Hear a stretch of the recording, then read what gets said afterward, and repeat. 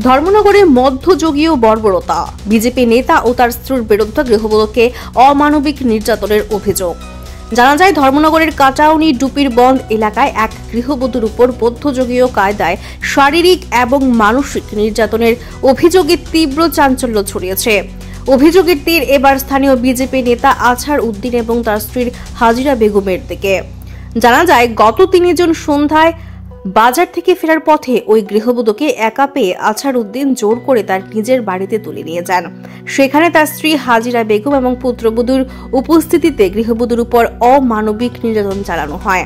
অভিযোগ, তাকে বেধড়কভাবে মারধর করার পর তার যৌনাঙ্গে তীব্র ঝাল নাগা মরিচ বেটে লাগানো দেওয়া হয়, যার ফলে তিনি অজ্ঞান হারিয়ে ফেলেন। পরে সন্তানদের চিৎকার আশেপাশের প্রতিবেশীরা ছুটে এসে ওই নির্যাতিতা গৃহবধূকে উদ্ধার করে ধর্মনগর জেলা হাসপাতালে ভর্তি করান। কেন্দ্রের অন্তর্গত ডুপিরবন গ্রাম পঞ্চায়েতে আজ থেকে প্রায় 20 দিন আগে যুবরাজনগর বিজেপির একজন নেতা, যার স্ত্রী বিগত পঞ্চায়েত নির্বাচনে বিজেপির প্রতীক চিহ্নের প্রতিদ্বন্দ্বিতা করেছিল, সেই বিজেপি নেতা ডুপিরবন গ্রাম পঞ্চায়েতের একদম নিরীহ একজন মহিলা সাকিনা বেগমকে প্রত্যহ আসা যাওয়ার সময় বিভিন্নভাবে উত্ত্যক্ত করত বাজে ইঙ্গিতের মাধ্যমে।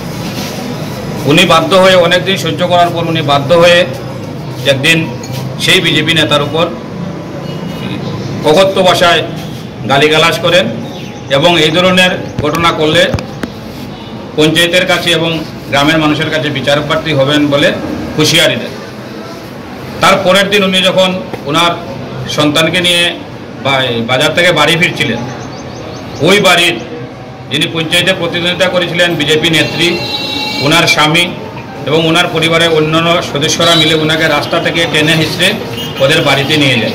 এ ওনাকে শারীরিকভাবে নিগ্রহ করে এবং ওনার মুখ থেকে আমরা যা শুনেছি, ওনার গায়ে এবং ওনার বিশেষ বিশেষ কোনো জায়গায় এই মরিচ লাগিয়ে দেয়।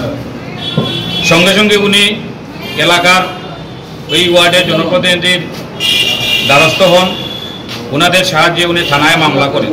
কিন্তু আজ প্রায় 20 দিন অতিক্রান্ত, ধর্মনগর থানা থেকে আসামির বিরুদ্ধে কোনোরূপ পদক্ষেপ নেওয়া হয়নি। আমরা অপেক্ষা করতে করতে আজকে ধর্মনগর মহিলা থানায় এসেছি, যাতে ডুপিরবন গ্রাম পঞ্চায়েতের নিরীহ সাকিনা বেগম বিচার পায়, এই উদ্দেশ্যে। বিজেপি নেত্রীর নাম কি? হাসিনা বেগম।